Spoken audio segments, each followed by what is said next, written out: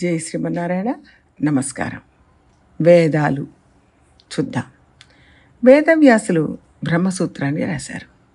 వేదాంతమైన ఉపనిషత్తుల్లో కూడా బ్రహ్మసూత్రాల్లో చెప్పిన అర్థాలని చెప్పారు. బ్రహ్మసూత్రాలను అర్థం చేసుకోవడం కాస్త కష్టంగానే ఉంటుంది. కానీ మనలో ఉదయించే అనేక అనుమానాలకు ఇది సరిగ్గా సమాధానం చెప్తుంది. ఇది అందరూ చదివి అధికరించే భాగ్యం రావాలని కోరుకుందాం. ఇవాళ అందులోంచి ఒక ప్రధానమైన అర్థం చూద్దాం. ఒకవైపు భగవంతుడే అన్నీ చేస్తున్నాడు, చేయిస్తున్నాడు అని చెప్తున్నారు. ఆయన పాలనకు లోబడే అన్నీ జరుగుతున్నాయి అంటున్నారు. అంటే చేసేది ఆయనే కదా, కర్త ఆయనే కదా.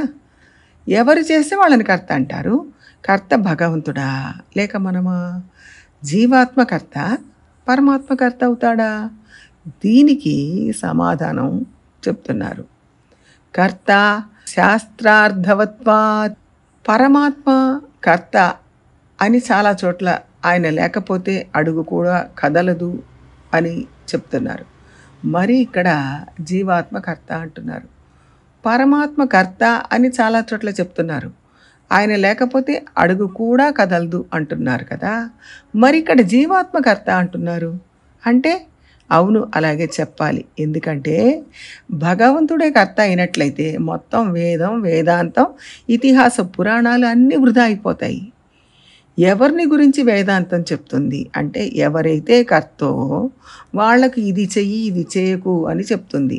చేసేవాడు జీవాత్మ కాకపోతే, మనం కాకపోతే, పరబ్రహ్మమే కర్త అయితే శాస్త్రం మనకేం చెప్తుంది? ఎవరి దగ్గర పవర్ ఉంటే వాళ్ళకే చెప్పాలి కదా. ఏ పవర్ లేనివాడికి, ఏ అథారిటీ లేనివాడికి చెప్పడం వల్ల ప్రయోజనం ఏమీ లేదు. అలాగే వేదాలన్నీ వృధా అయిపోతాయి. అందుకే జీవాత్మ కర్త అన్నారు. జీవాత్మ స్వతంత్రుడు, నేనెవరికి లోబడి ఉండను అని చెప్పొచ్చా? జీవాత్మ స్వతంత్రుడా అస్వతంత్రుడా?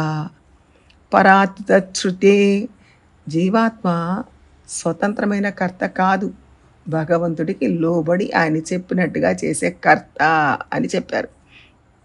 రెండవది, మనమే కర్త, చేసేది మనమే, కానీ స్వేచ్ఛగా చేయలేము, భగవంతుడు చెప్పినట్టుగానే చేయాలి.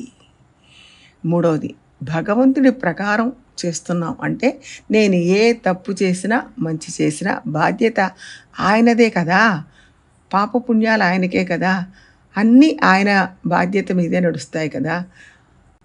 నేను ఉన్నత స్థాయికి చేరినా కింద పడిపోయినా అది ఆయనకే చెందుతుంది కదా, నా బాధ్యత ఏమీ లేదు, ఆయన ఇచ్చ ప్రకారం నడుస్తున్నాను అనొచ్చు. ఆయన ఇచ్చ ప్రకారమే నడుస్తున్నాను అనుకున్నా దానికి జవాబు ఇలా చెప్పారు. లేదు, ఈ జీవాత్మ యొక్క ప్రయత్నాన్ని భగవంతుడు ముందు లెక్క కడతాడు. దాని ఆధారంగానే ఆయన ఈ జీవాత్మకు దండన ఇస్తున్నాడు లేక కృప చూపిస్తున్నాడు. ఆయనకు లోబడే మనం చేస్తున్నాం అనేది వాస్తవం. కానీ ఆయన బలవంతంగా చేయించట్లేదు. మనకంటూ ఒక స్వతంత్రమైన బుద్ధినిచ్చి, ఆలోచించే శక్తినిచ్చి, దాని ప్రకారం నడుచుకోవడానికి అనుమతిస్తున్నాడు. అంటే సామాన్యంగా ఆయనే కారణం, అధిపతి. కానీ మనం కొంచెం స్వతంత్రంగా చేసే అవకాశం కూడా ఇచ్చాడు. దానికి లోబడి మనకు కొంత స్వేచ్ఛ ఇవ్వబడింది. ఉదాహరణకు ఒక కంపెనీకి ఒక ఎండి ఉంటారు, మేనేజింగ్ డైరెక్టర్ అంటారు. ఆయన కింద ఒక్కొక్క శాఖకు ఒక్కొక్క వైస్ ప్రెసిడెంట్ ఉంటారు. వాళ్లకు స్వేచ్ఛ ఉంటుంది. ఈ విధంగా సేల్స్ చేద్దాం, ఈ రకంగా ఇక్కడ వస్తువులు కొందాం, ఇక్కడ ఈ అమ్ముతే లాభం, ఇలా ప్రొడక్షన్ విషయంలో కానీ ఫైనాన్స్ విషయంలో కానీ వాళ్ళకు స్వేచ్ఛ ఉంటుంది. దాన్ని అనుసరించి చేస్తారు. అందుకని వీళ్ళు పూర్తిగా స్వేచ్ఛ కలిగి ఉన్నారు అని అర్థం కాదు. ఎండి అధికారానికి లోబడి ఉంటారు. చేసే ప్రతి పనికి ఎండి బాధ్యుడు కాదు. వీళ్ళకు కొంత స్వేచ్ఛ ఉంది. వీళ్ళే పూర్తిగా చెయ్యొచ్చా అంటే చేయలేరు. చేసేటప్పుడు ఎండికి చెప్పే చెయ్యాలి, ఆయన అనుమతితోనే చెయ్యాలి. ఇక్కడ ఎలా అయితే ఈ పద్ధతి ఉందో ఇలాగే భగవంతుడి దగ్గర కూడా మనకు కొంత స్వేచ్ఛ ఉంది. కానీ భగవంతుడికి లోబడే ఈ స్వేచ్ఛను ఉపయోగించుకోవాలి. స్వతంత్రంగా ఆలోచించే శక్తి, అవకాశం అందరికీ ఇచ్చాడు. అది పెట్టుకొని మనం చక్కగా మంచి మార్గంలో పయనించాలని ఆలోచిస్తే మంచిది. పుణ్యాన్ని కూడా సంపాదిస్తాం. తప్పుడు మార్గంలో పోతే పాపాన్ని కూడబెడతాం. అలా చేసేటప్పుడు ఆయన కలగజేసుకోడు. మనం స్వతంత్రంగా నిర్ణయం తీసుకుంటాం. కానీ మనం ఒక నిర్ణయం తీసుకొని ఒక మార్గంలో ప్రయాణం మొదలుపెట్టాక ఆయన మనకు సహకరిస్తాడు. బాధ్యత మనది. మనం ఆలోచించి ఒక మార్గం ఎంచుకోవడంలో ఆయన బాధ్యత లేదు. కానీ ఆ మార్గంలో ప్రయాణం మొదలుపెట్టాక ఆయన తోడుగా ఉంటారు. ఇప్పుడు మొత్తంగా చూస్తే అంతా అర్థం అవుతుంది. కర్త జీవుడు. అలా అయితేనే వేదాలు ఇతర శాస్త్రాలు ఉపదేశించింది వాస్తవం అవుతుంది. కానీ జీవాత్మ స్వతంత్రుడు కాదు, పరమాత్మకు లోబడినవాడు. పరమాత్మకు లోబడినవాడు కాబట్టి మొత్తం బాధ్యత ఆయనది కాదు.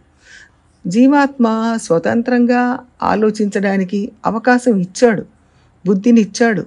దాంతో ఏ మార్గాన్ని ఎంచుకుంటే ఆ మార్గంలో ఆయన మనకు సహకరిస్తాడు.